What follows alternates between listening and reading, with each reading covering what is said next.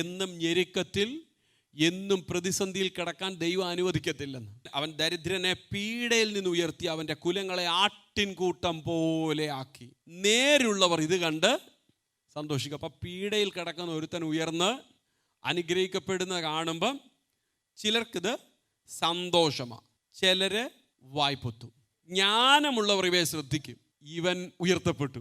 എവിടെ നിന്ന് ഇവൻ ഉയർത്തപ്പെട്ടത്? പീഡയിൽ നിന്നും ഇവൻ ഉയർത്തപ്പെട്ടു. ജ്ഞാനമുള്ളവർ ഇവയെ ശ്രദ്ധിക്കും. ഇവൻ എന്തുകൊണ്ട് അനുഗ്രഹിക്കപ്പെട്ടെന്ന് വിവരമുള്ളവർ ശ്രദ്ധിക്കും. അവർ യഹോവയുടെ കൃപകളെ ചിന്തിക്കും. ജ്ഞാനമുള്ളവർ മനസ്സിലാക്കും, ഇവൻ്റെ അധ്വാനത്തിൻ്റെ കൂടുതലോ ഇവൻ്റെ യോഗ്യതയുടെ കൂടുതലോ ഒന്നുമല്ല, ഇവൻ വിളിച്ചപേക്ഷിച്ച നാമം അത് സർവശക്തൻ്റെ നാമമാ. അത് തള്ളിക്കളയുന്ന നാമമല്ല, ചേർത്തുകൊള്ളുന്ന നാമമാ. അത് തിരകളെ ശാസിക്കാൻ കഴിയുന്ന, കാറ്റിനെ ശാന്തമാക്കാൻ കഴിയുന്നവൻ്റെ നാമമാ. അവരിത് കേട്ടിട്ട് എന്തോ ചെയ്യുമെന്നാ?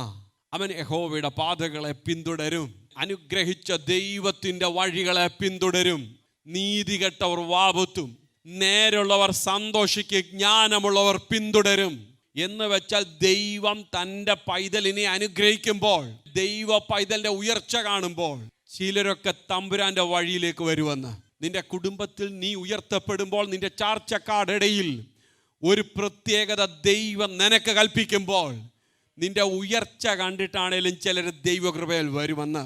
അവർക്ക് വചനം കേൾക്കാൻ ഒരു അവസരം ദൈവം ഒരുക്കും. ആശിച്ച തുറമുഖത്ത് നമ്മെ അവൻ എത്തിക്കും. അമേൻ, അമേൻ. അവൻ ലജ്ജിപ്പിക്കുന്ന ദൈവമല്ല, അവൻ ആശിച്ച തുറമുഖത്ത് എത്തിക്കുന്ന ദൈവമാണ്. ഞെരുക്കത്തിൽ നിലവിളിക്കുന്ന വെറുതെയല്ല, കഷ്ടതയിൽ യഹോവയോട് നിലവിളിക്കുന്നത് വെറുതെയല്ല. ഞെരുക്കങ്ങളിൽ നിന്ന് വിടുവിക്കാൻ അവൻ വിശ്വസ്തനാ.